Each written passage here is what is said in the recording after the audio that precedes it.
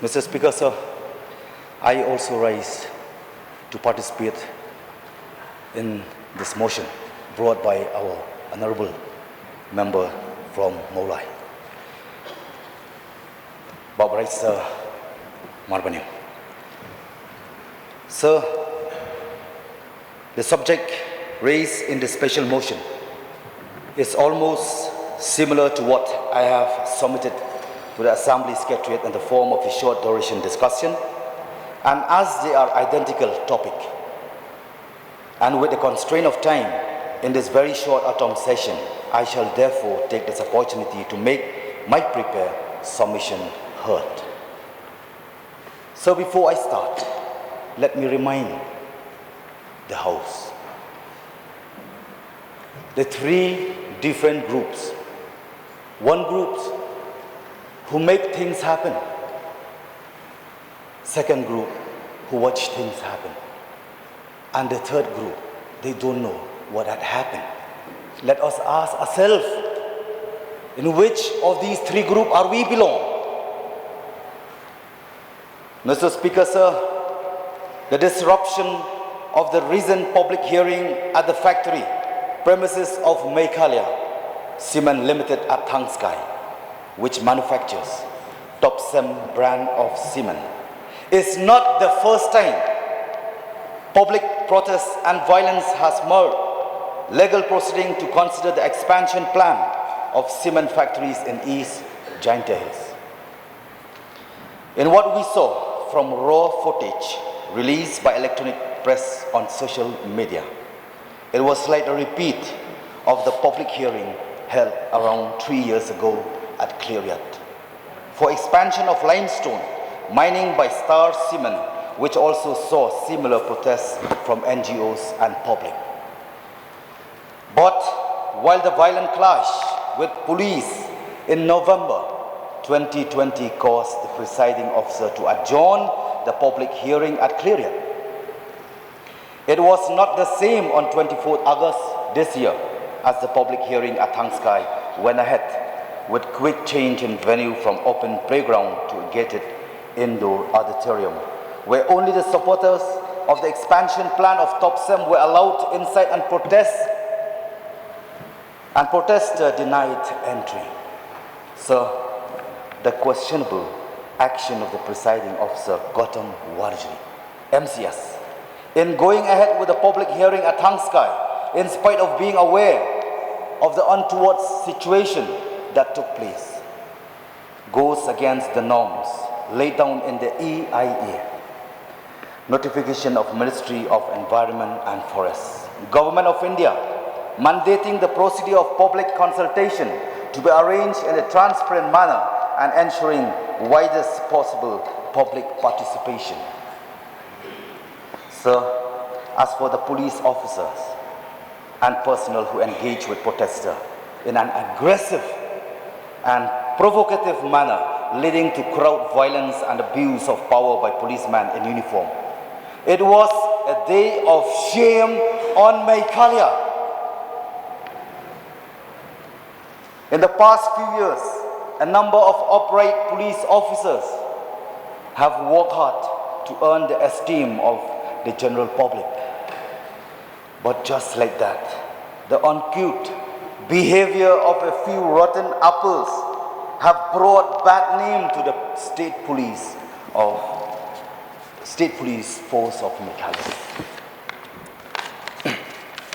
Sir, what was the need for DSP Jason Myram to raise a hand on an adolescent protester half his size? What is the need? What threat did additional SP Banraplang Jerwa perceive when he assaulted an unarmed protester already circled by riot policemen? At what training were personnel taught to wield lathi on a defenseless woman? This is a shame for the policeman of state Meghalaya. But the biggest shame is hearing SP Jakpal Singh Dhana say on camera, "Mar diye, khatam kar diye in sale ko. Let the Honorable Minister translate into action.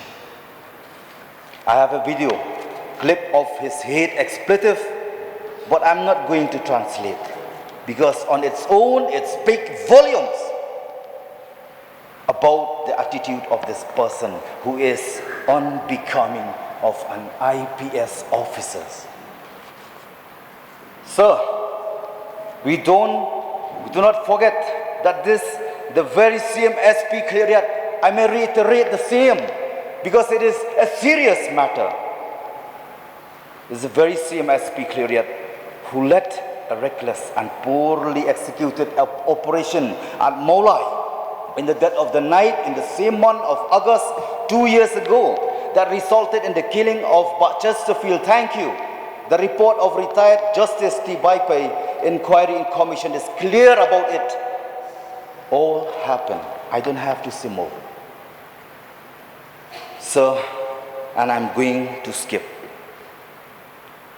The connection between the killing by excessive use of force and the investigation by Cleariat police into an IED blast at the factory of Star Cement in East Giantales because of time constraint. The police action by SP Cleariat and his team when engaging with protesters at Tangskai on 24th August this year therefore need to be scrutinized from a different perspective. That it was success, whether planned or not, because it successfully managed to keep dissenters of the expansion plan of Topsem Cement at bay, even as the public hearing was being held.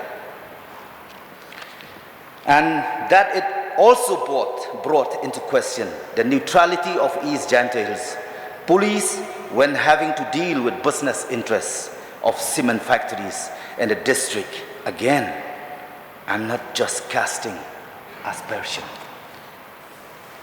Video evidence is on YouTube.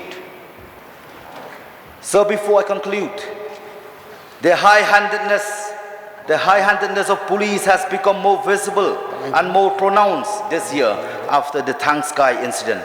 Just look at the police handling of the situation involving the protest march by members of Nyotrap Integrated Territorial Organization after the Hito president was called by explanation at Sada Police Shillong. These are not healthy signs at all of a disciplined police force that is tasked with responsibility of maintaining law and order.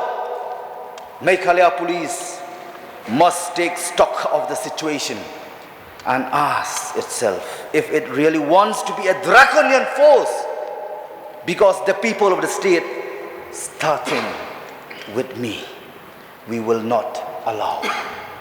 Sir, with these very few words, I extend my support to this motion and condemn the police atrocity. Thank you, Mr. Speaker, sir. I'll issue my seal. Yeah, thank you.